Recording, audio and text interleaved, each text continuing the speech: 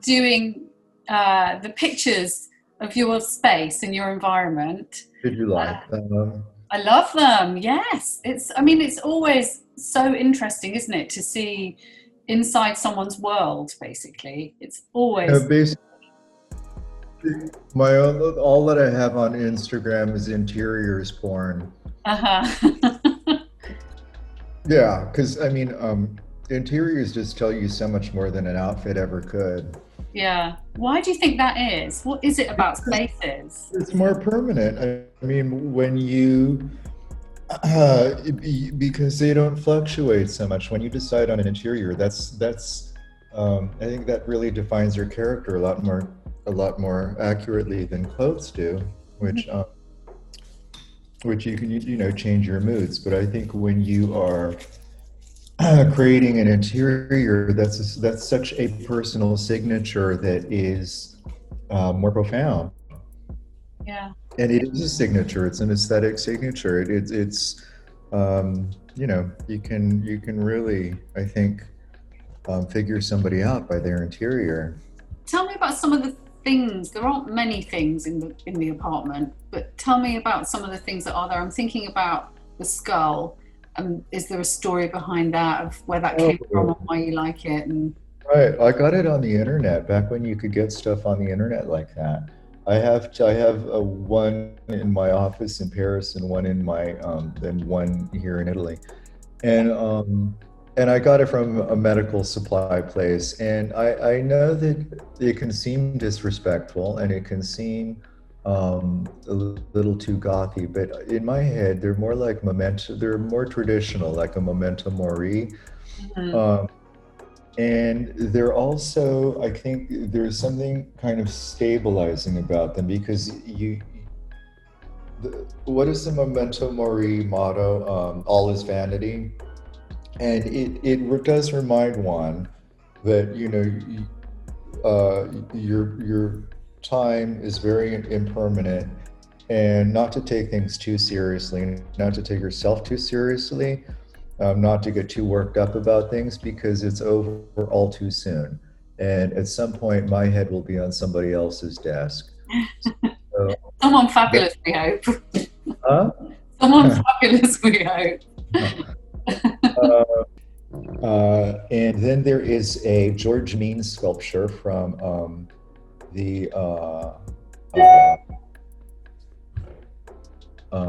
from Vienna. He was a Viennese sculptor, and it was one of, I think it's a model, because he did a fountain that was a circle that was encircled by those kneeling youths. And it was from the Vienna Secession.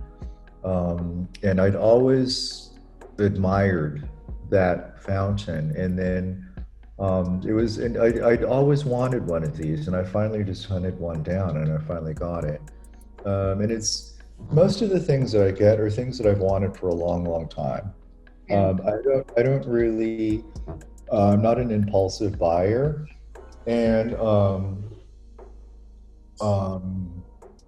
and I don't like clutter. So I don't like filling my world with impulsive things. I mean, it has to be kind of a serious commitment. Mhm. Um, so there's that. I always wanted a sarcophagus, Mhm. an Egyptian sarcophagus. And I have a friend who's a dealer in things, and he can, like, for years he was sending me imagery of different sarcophaguses that were available, and they were all really colorful and very Disney.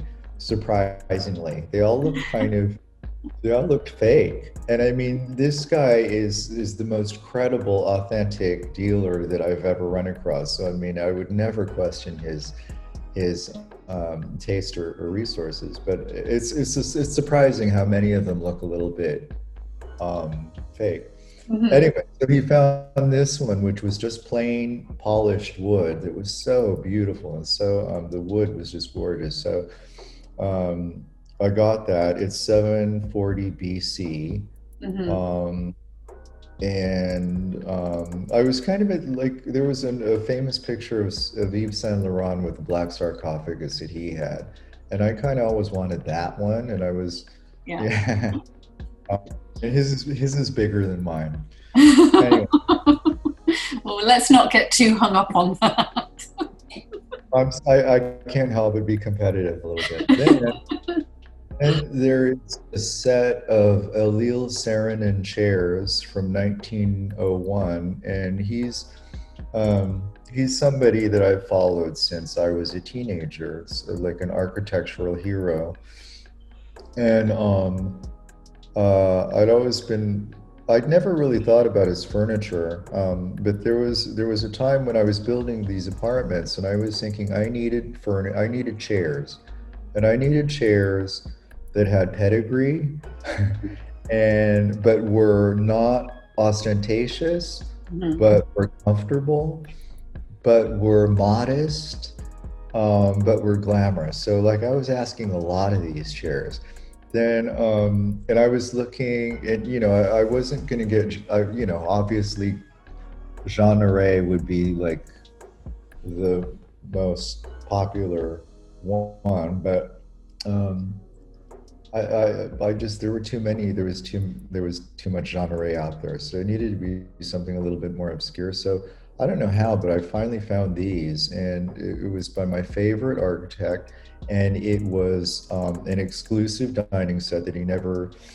It was made for a family um, Wow. in Finland in 1901, and it was perfect. It was a perfect set, and it was a fortune, but it was totally worth it because I use them every day, and I love them every day, and they're surprisingly comfortable, Hmm. Hmm. um, really comfortable, like desk chair comfortable. So so that's an example of one of those things that I just always wanted for years and years and years, and finally, and I just waited, and I got it. And what else is in there? Um, I think that's it. There's some Italian futurist heads that I used. Oh, the other thing that I do is, because I have a beach apartment in Venice, and it looks almost exactly like this, except the floors are Sardinian stone. They're not travertine, but Hmm. all of the bed and the floors, um, and the Sardinian stone, it's kind of a light gray, but it's got ripples in it, kind of like sand, kind of. Um, and I have these Italian futurist heads um, in there, and every summer when it's time to go to Lido, I have the sarcophagus and the George Mean and some other bronze things that I have. I have them all trucked over to the Lido, and I have moved them there for the summer.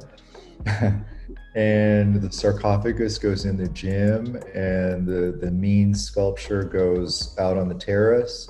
And Uh-huh. then when winter comes and it's time to come back to Concordia and close the Lido apartment, I just bring it all back. Hmm. Um, so I move them for the seasons. That's Because great. They travel with you.